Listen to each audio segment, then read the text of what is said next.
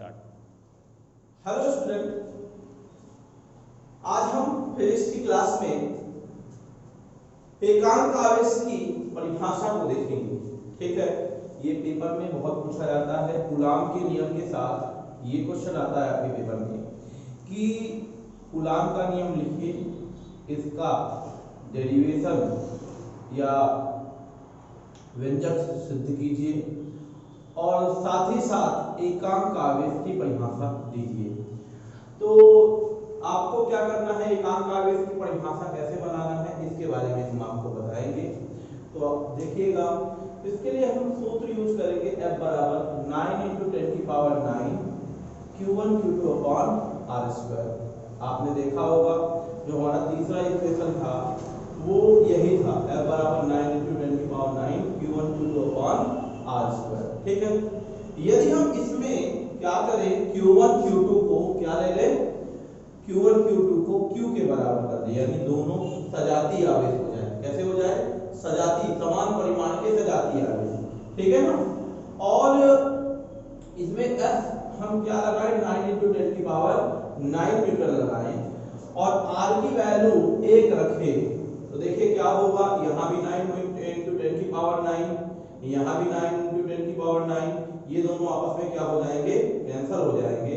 और Q1 Q2, ये देखिए Q1 Q2 की जगह हमने Q और Q लिख दिया, R की जगह देखिए हम क्या लिख दिए, 1 लिख दिया, है ना। तो यहाँ पास Q क्या हो गया, Q² आ गया, इससे कैंसिल हो गया, ये 1 इधर आ गया तो ये आ गया Q² = 1। ठीक है, तो देखिए Q बराबर ±1 आ गया। ठीक, यदि हम इस सूत्र में Q1 Q2 की जगह Q लिख दें, R की जगह 1 लिख दें, F की जगह 9 × 10⁹ न्यूटन लिख दें, तो ये Q बराबर ±1 और यही है हमारा एकांक आवेश। देखिए अगर हम इस शब्दों में देखें, इस पे ध्यान दीजिएगा, यदि समान परिमाण के दो सजातीय आवेश, ध्यान दीजिएगा, यदि दो समान परिमाण के सजातीय आवेश वायु या निर्वात में एक दूसरे से कितनी दूरी पर स्थित हो, एक दूसरे से एकांक दूरी पर स्थित हो, तो उनके बीच लगने वाला प्रतिकर्षण बल का मान 9 × 10⁹ न्यूटन हो, तो प्रत्येक आवेश कौन सा आवेश होगा, एकांक आवेश होगा। देखिए इसको, तो ये परिभाषा क्या बन गई हमारी, ये परिभाषा बन गई हमारी, यदि समान परिमाण के दो सजातीय आवेश निर्वात या वायु में 1 मीटर की दूरी पर स्थित होने पर एक दूसरे को 9 × 10⁹ न्यूटन के बल से प्रतिकर्षित करते हैं, तो प्रत्येक आवेश एकांक आवेश कहलाता है। तो इसकी फोटो खींच लेना है सर, और आप लोगों को भी इसकी स्क्रीनशॉट ले लीजिएगा। ठीक है, अब देखिए, अब हम आते हैं, अब अगला चीज हम क्या बताएंगे, देखिए आगे क्या होगा। अब हम पढ़ेंगे सीजीएस पद्धति में क्या होता है। ध्यान से देखिए, अब हमने क्या किया था, आपको बताया था कि एसआई पद्धति में जो कूलाम होता है किसका, आवेश का मात्रक का। सीजीएस पद्धति में कौन से मात्रक हैं इनके बारे में थोड़ा सा देखेंगे। देखिए सीजीएस सिस्टम में दो मात्रक होते हैं जो आपको याद रखना है। पहला होता है स्थिर वैद्युत मात्रक, कौन सा, स्थिर वैद्युत मात्रक, किसका, आवेश का, कौन सा मात्रक, स्थिर वैद्युत मात्रक। ठीक है ना, देख लीजिए। और दूसरा होता है हमारा इलेक्ट्रोमैग्नेट मात्रक, यानी चुंबकीय मात्रक, है ना। कौन सा मात्रक, विद्युत चुंबकीय मात्रक, विद्युत चुंबकीय मात्रक। ठीक है, अब ये आपको याद रखना है, इंग्लिश में बोलते हैं इसको ईएमएफ, है ना, मतलब इसको बोलते हैं इलेक्ट्रोमैग्नेट, यानी ईएम मैग्नेट यूनिट, ईएमयू बोलते हैं। और इसको बोलते हैं ईएसयू, इलेक्ट्रोस्टैटिक यूनिट, है ना, ईएसयू। यू बोलते हैं, है ना, ध्यान रखना है। तो स्थिर वैद्युत मात्रक क्या होता है सीजीएस सिस्टम में? स्थिर वैद्युत मात्रक को आपका होता है स्थैतिक कूलाम। क्या होता है? स्थैतिक कूलाम होता है, याद रखना है। और विद्युत चुंबकीय मात्रक यानी ईएमयू के क्या होता है? ये होता है एयर कूलाम। क्या होता है? एयर कूलाम होता है, याद रखना है। क्या होता है? एयर कूलाम होता है। कौन सा मात्रक? एयर कूलाम मात्रक होता है हमारा विद्युत चुंबकीय मात्रक। और स्थिर वैद्युत मात्रक क्या होता है? स्थैतिक कूलाम होता है, याद रखना है। इस स्थैतिक कूलाम को फ्रैंकलिन भी बोलते हैं। क्या बोलते हैं? दूसरा नाम फ्रैंकलिन भी बोलते हैं, ध्यान रखिएगा। इसी को ही बोलते हैं क्या? फ्रैंकलिन भी बोलते हैं, ध्यान रखना है इन दोनों के नाम को, है ना।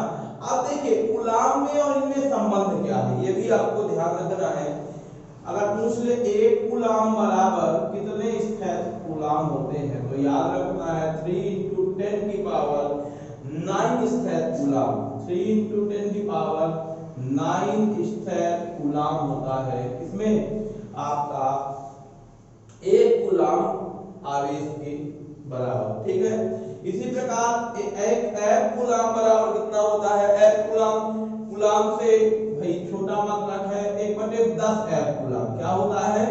1/10 एफ कूलाम, मतलब 1 कूलाम बराबर क्या होता है? 1/10 एफ कूलाम होता है। याद रखना है आपको कि 1 कूलाम बराबर कितने स्थैतिक कूलाम होता है? 1/10 एफ कूलाम होता है। और 1 कूलाम बराबर 3 × 10 की पावर 9 स्थैतिक कूलाम होता है। अब इन दोनों में आपस में क्या संबंध है, इसको देख लीजिए थोड़ा सा। अब देखिए अगर मान लीजिए 1 कूलाम की जगह यहाँ 1/10 लिख दे, तो यहाँ 1/10 एफ कूलाम बराबर कितना हो जाएगा? 3 × 10 की पावर 9 स्थैतिक कूलाम। ये बताइए 10 है, उधर टाइम में जाएगा भाई, 10 उधर जाएगा तो ये हो जाएगा 1 एफ कूलाम बराबर होता है 3 × 10 की पावर 10 स्थैतिक कूलाम। तो ध्यान रखिए ये क्या था हमारा सीजीएस पद्धति में जो हमारा आवेश के मात्रक होते हैं, 2 होते हैं। कौन कौन से? एक होता है स्थिर वैद्युत मात्रक और दूसरा होता है हमारा विद्युत चुंबकीय मात्रक। एक जो स्थिर वैद्युत मात्रक है वो 1 कूलाम है, एक स्थैतिक कूलाम है। और 1 कूलाम बराबर कितना होता है? 3 × 10 की पावर 8 स्थैतिक कूलाम होता है। और विद्युत चुंबकीय मात्रक कौन सा होता है? 1 कूलाम बराबर 1/10 एफ कूलाम होता है, ध्यान रखिएगा। और इन दोनों में क्या रिलेशन है? 1 एफ कूलाम बराबर, ध्यान रखना है, 1 एफ कूलाम बराबर 3 × 10 की पावर 10 स्थैतिक कूलाम। तो इसको ध्यान से याद करिएगा, ये बहुत जरूरी है और ये पेपर में ऑब्जेक्टिव में डायरेक्ट पूछ लिया जाता है, ध्यान रखिएगा, ठीक है ना। देखिए बच्चों अब हमारे पढ़ेंगे आपेक्षिक विद्युतशीलता। देखिएगा ये आपेक्षिक विद्युतशीलता क्या होती है। अब देखिए आपेक्षिक विद्युतशीलता की डायरेक्ट परिभाषा नहीं होती है, ठीक है ना। यानी परावैद्युतांक जो है इसको ऐसा भी लिख सकते हो आप, या परावैद्युतांक, है ना। इसको बनाना पड़ता है। आपने पढ़ा होगा कि F बराबर 1/4 q1 q2 अपॉन r², जब वायुमंडल निर्वात में। इस प्रकार यहाँ पढ़ा होगा जब वायुमंडल निर्वात के अतिरिक्त कोई दूसरा माध्यम स्थित हो तो 1/4 तो देखिए हमने क्या किया, सबसे पहले मान लिया q1 q2 परिमाण के 2 आवेश एक दूसरे से r दूरी पर स्थित है। कितनी दूरी पर? r दूरी पर स्थित है। और उनके बीच की जो बीच वायु या निर्वात है, उनके बीच को क्या है? वायु या निर्वात। तो उनके बीच लगने वाला बल जो होगा F बराबर 1/4 q1 q2 अपॉन r² होगा, है ना। और इसी तरह यदि हम एप्सिलॉन, यहाँ एप्सिलॉन 0 क्या है? वायु निर्वात की विद्युतशीलता है। और आगे देखिए अब इसी में अगर हम बीच में क्या डाल दें, मतलब वायु निर्वात के अतिरिक्त कोई अन्य माध्यम अगर प्रवेश करा दें तो यहाँ एप्सिलॉन 0 की जगह क्या हो जाएगा? एप्सिलॉन हो जाएगा। अब देखिए हम क्या करते हैं, थोड़ा सा देखिएगा। अब हम क्या करते हैं, इन दोनों को डिवाइड कर देते हैं, है ना।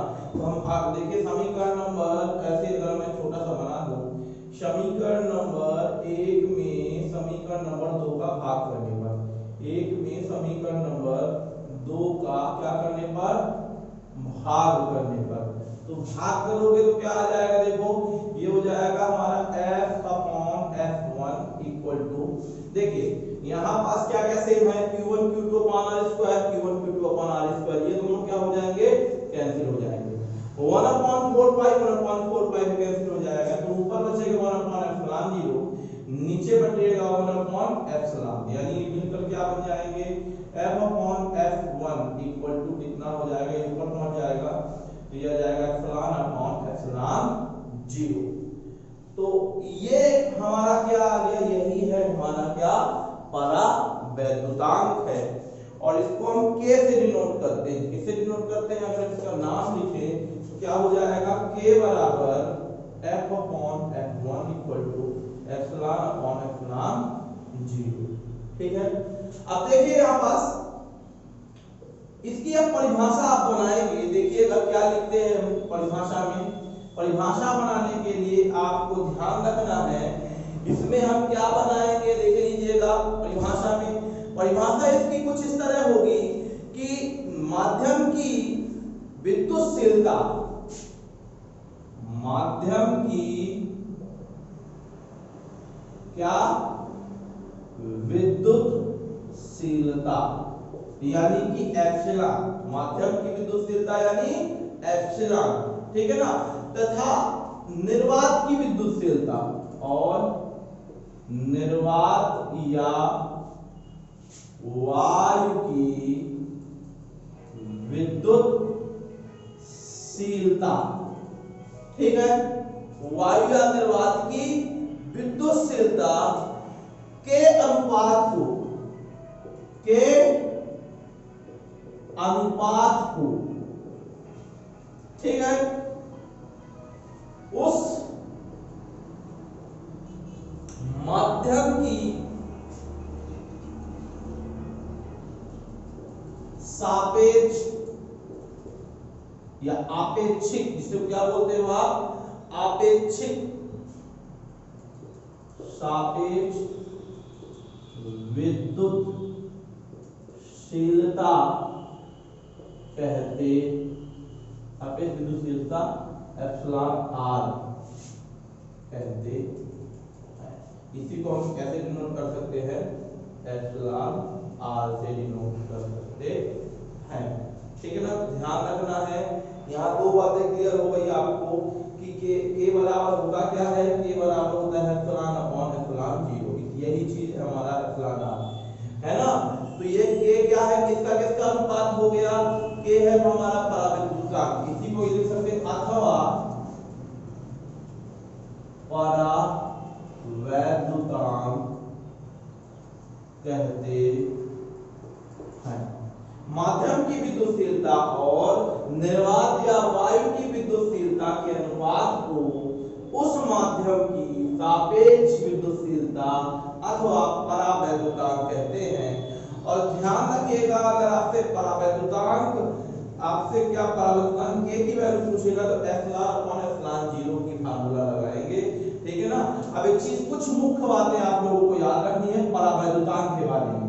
पेपर में पूछ लेता है कि वायु का परावैद्युतांक कितना होता है, क्या पूछ लेता है, वायु का परावैद्युतांक कितना होता है, तो वायु का परावैद्युतांक कितना होता है, 1 होता है। डायरेक्ट ऑब्जेक्टिव पूछने वाला सवाल है कि वायु का परावैद्युतांक कितना होता है। नेक्स्ट क्वेश्चन जो है वो है हमारा धातु का, धातु का परावैद्युतांक कितना होता है, तो धातु का परावैद्युतांक ध्यान रखना अनंत होता है, कितना होता है, अनंत होता है। ये मुख्य क्वेश्चन है जो कि डायरेक्ट आपसे पेपर में पूछ लिए जाते हैं, कई बार पूछा गया है कि धातु का परावैद्युतांक कितना होता है और वायु का परावैद्युतांक कितना होता है, ठीक है ना। ध्यान रखना है पानी का, इसी तरह पानी का परावैद्युतांक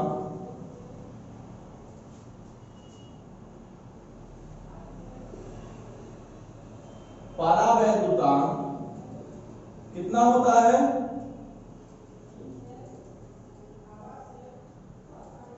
80 होता है, लगभग, है ना, 80 होता है। तो ध्यान रखेंगे बच्चों, ये जो था हमारा क्या था, परावैद्युतांक की परिभाषा, और ये क्या था हमारा परावैद्युतांक, भाई वायु का परावैद्युतांक 1 होता है, धातु का परावैद्युतांक अनंत होता है, पानी का परावैद्युतांक 80 होता है। ध्यान रखिएगा इसको अच्छे से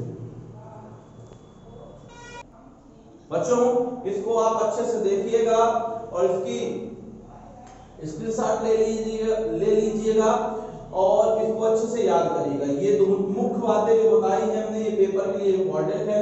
ये परिभाषा भी कभी कभी पूछ ली जाती है बच्चों। अच्छे से ये गुड डे।